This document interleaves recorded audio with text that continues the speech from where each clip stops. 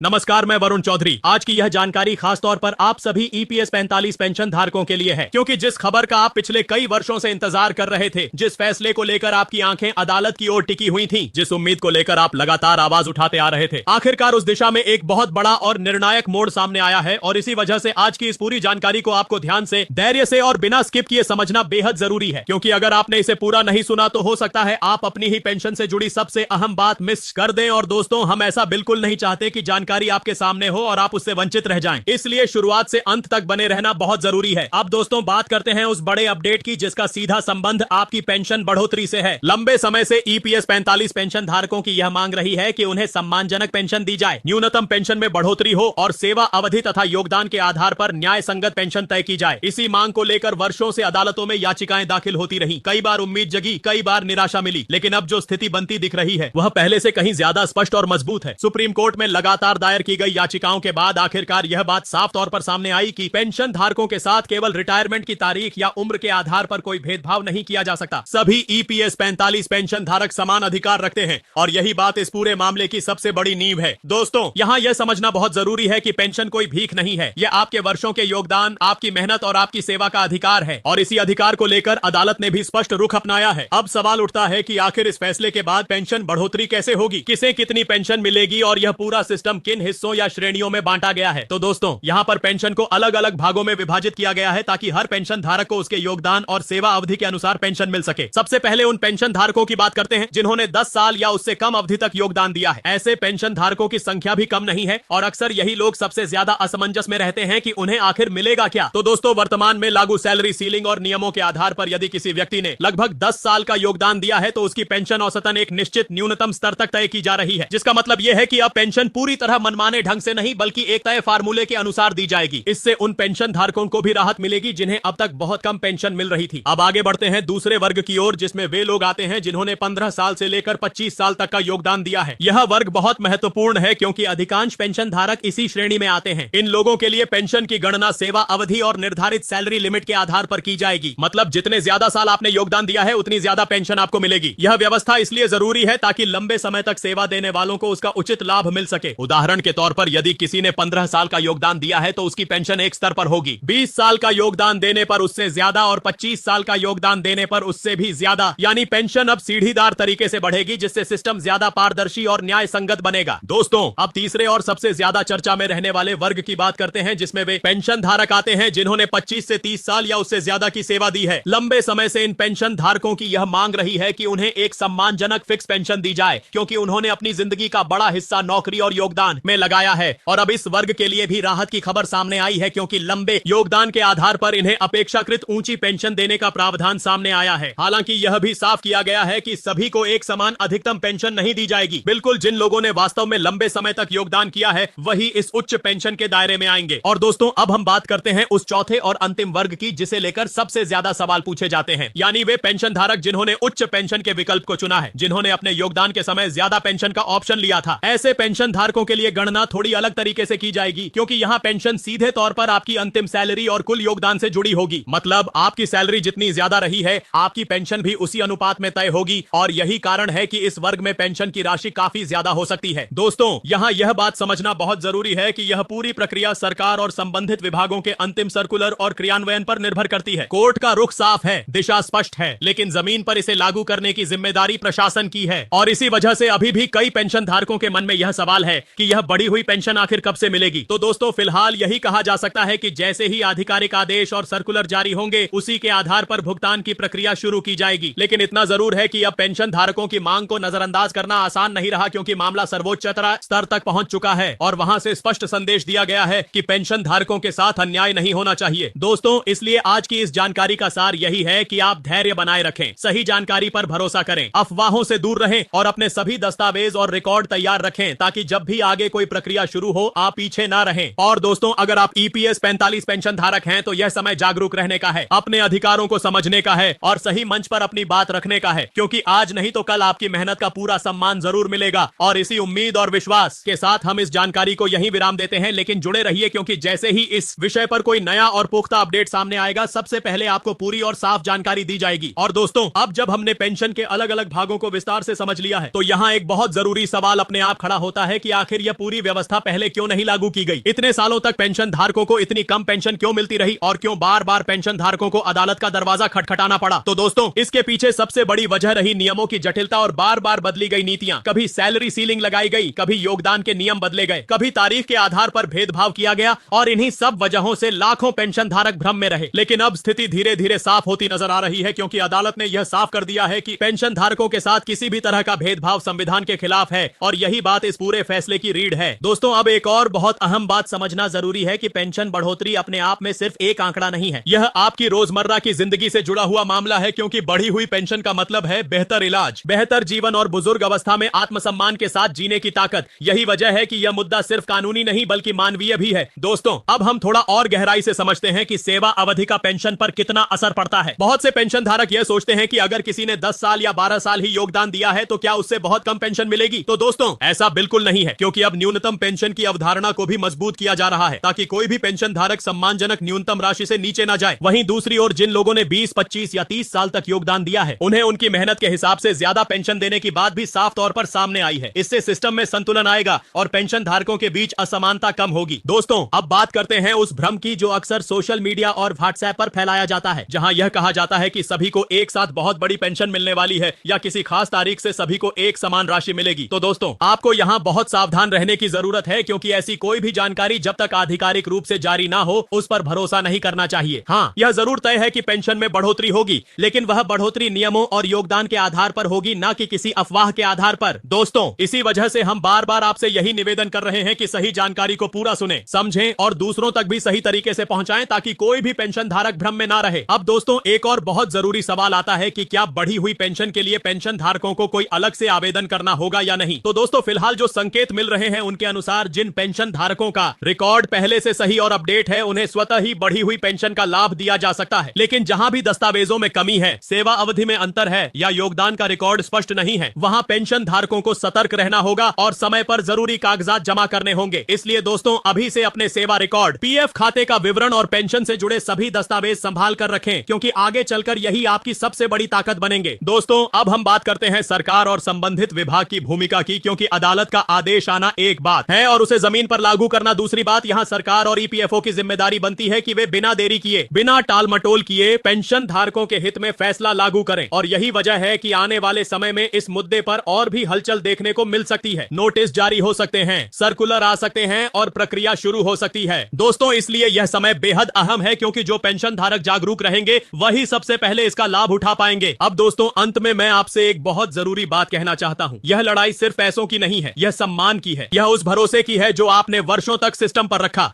आपने समय पर योगदान दिया, आपने नियमों का पालन किया और अब सिस्टम की बारी है कि वह आपको आपका हक दे। इसलिए दोस्तों, धैर्य रखें, एक दूसरे को सही जानकारी दें और किसी भी अफवाह या डराने वाली बातों से दूर रहें, क्योंकि सच्चाई धीरे धीरे आपके सामने आ रही है और यह सच्चाई पेंशन धारकों के पक्ष में जाती दिखाई दे रही है। दोस्तों, अगर आपने यहां तक यह जानकारी ध्यान से सुनी है तो आप निश्चित रूप से बाकी लोगों से एक कदम आगे हैं, क्योंकि आपको अब यह समझ में आ चुका है कि पेंशन बढ़ोतरी कैसे तय होगी, किन आधारों पर होगी और आगे आपको क्या क्या ध्यान रखना है। और इसी समझ के साथ आप ना केवल अपने लिए बल्कि अपने जैसे लाखों पेंशन धारकों के लिए भी सही मार्गदर्शन कर सकते हैं। दोस्तों, इसी उम्मीद और विश्वास के साथ हम इस जानकारी को आगे भी लगातार अपडेट करते रहेंगे, ताकि जैसे ही कोई नया और अंतिम फैसला या आधिकारिक आदेश सामने आए, आप सबसे पहले उसे समझ सकें और उसका लाभ उठा सकें। इसलिए जुड़े रहिए, जागरूक रहिए और अपने अधिकारों के लिए सही जानकारी के साथ आगे बढ़ते रहिए। दोस्तों, अब जब हमने पेंशन बढ़ोतरी की संरचना, अलग अलग वर्गों और सेवा अवधि के आधार पर बनने वाली पेंशन को समझ लिया है, तो अब यह जानना भी उतना ही जरूरी हो जाता है कि आने वाले समय में एक आम ईपीएस 45 पेंशन धारक को व्यवहारिक रूप से क्या करना चाहिए, क्योंकि अक्सर देखा गया है कि फैसला आ जाने के बाद भी जानकारी की कमी के कारण कई लोग उसका पूरा लाभ नहीं उठा पाते। इसलिए दोस्तों, सबसे पहली और सबसे अहम बात यह है कि आपको अपने पूरे सेवा काल से जुड़े दस्तावेजों की जांच अभी से शुरू कर देनी चाहिए, चाहे वह आपकी नियुक्ति की तारीख हो, पीएफ खाते का स्टेटमेंट हो, योगदान की अवधि हो या फिर आपकी रिटायरमेंट से संबंधित कागजात, क्योंकि पेंशन की गणना इन्हीं तथ्यों के आधार पर की जाएगी और अगर किसी भी स्तर पर कोई गलती रह गई तो बाद में उसे सुधारने में समय और परेशानी दोनों बढ़ सकती है। दोस्तों, यह भी देखा गया है कि बहुत से पेंशन धारकों के रिकॉर्ड में सेवा अवधि कम दिखाई जाती है, जबकि वास्तविकता में उन्होंने ज्यादा साल काम किया होता है। ऐसे मामलों में जरूरी है कि आप समय रहते अपने पुराने नियोक्ता, पीएफ कार्यालय या संबंधित विभाग से संपर्क करें और अपने रिकॉर्ड को सही करवाएं, क्योंकि बढ़ी हुई पेंशन का सीधा संबंध आपकी वास्तविक सेवा अवधि से है। दोस्तों, अब एक और सवाल जो लगातार सामने आ रहा है वह यह है कि क्या बढ़ी हुई पेंशन पिछली तारीख से मिलेगी या सिर्फ आगे से लागू होगी। तो दोस्तों, इस विषय विषय पर अभी अंतिम और लिखित आदेश का इंतजार है, लेकिन इतना जरूर है कि अदालत के रुख को देखते हुए यह संभावना मजबूत मानी जा रही है कि पेंशन धारकों के हित में कोई ना कोई राहत जरूर दी जाएगी। हालांकि कितनी अवधि का एरियर मिलेगा यह पूरी तरह अंतिम सर्कुलर और सरकारी निर्णय पर निर्भर करेगा, इसीलिए अभी किसी भी निश्चित तारीख या राशि पर भरोसा करने से बचना चाहिए। दोस्तों, अब बात करते हैं उन पेंशन धारकों की जो अक्सर यह सोचते हैं कि उनकी पेंशन बहुत कम है और अब कुछ नहीं हो सकता। तो दोस्तों, यही सबसे बड़ी गलतफहमी है, क्योंकि जिस तरह से इस पूरे मामले में न्यायालय ने हस्तक्षेप किया है उससे यह साफ संकेत मिलता है कि अब हर पेंशन धारक की पेंशन को नए सिरे से देखने की कोशिश की जा रही है, और यही वजह है कि आज यह जानकारी हर पेंशन धारक तक पहुंचना बेहद जरूरी है। दोस्तों, अब थोड़ा सा हम सामाजिक पहलू की भी बात करते हैं, क्योंकि ईपीएस 45 पेंशन धारक केवल आंकड़े नहीं है। यह वे लोग हैं जिन्होंने फैक्ट्रियों में, दफ्तरों में, कंपनियों में कठिन परिस्थितियों में काम किया, देश की अर्थव्यवस्था को मजबूत किया, और अब बुढ़ापे में उन्हें सम्मानजनक जीवन जीने का अधिकार है। और यही सोच अब धीरे धीरे नीतियों में भी दिखाई देने लगी है। दोस्तों, यही कारण है कि यह मुद्दा सिर्फ एक वर्ग तक सीमित नहीं है, बल्कि पूरे समाज से जुड़ा हुआ है, क्योंकि आज जो पेंशन धारक हैं कल वही हमारे परिवार के बुजुर्ग हैं, और उनका सम्मान हमारे समाज का आईना है। दोस्तों, अब एक और जरूरी बात जिस पर ध्यान देना चाहिए वह यह है कि आने वाले समय में अगर कोई भी आधिकारिक सूचना, फॉर्म या आवेदन प्रक्रिया सामने आती है तो उसे समय पर भरना और सही जानकारी देना बेहद जरूरी होगा। कई बार देखा गया है कि गलत जानकारी या अधूरा फॉर्म भरने की वजह से लाभ मिलने में देरी हो जाती है, इसलिए जल्दबाजी में कोई भी कदम उठाने से पहले पूरी जानकारी लेना और समझना बहुत जरूरी है। दोस्तों, अगर आपको यह जानकारी उपयोगी लगी तो जनहित न्यूज जोन चैनल को सब्सक्राइब करें और बेल आइकन दबाकर नोटिफिकेशन ऑन कर लें, ताकि हर नई अपडेट सबसे पहले आपको मिले। धन्यवाद।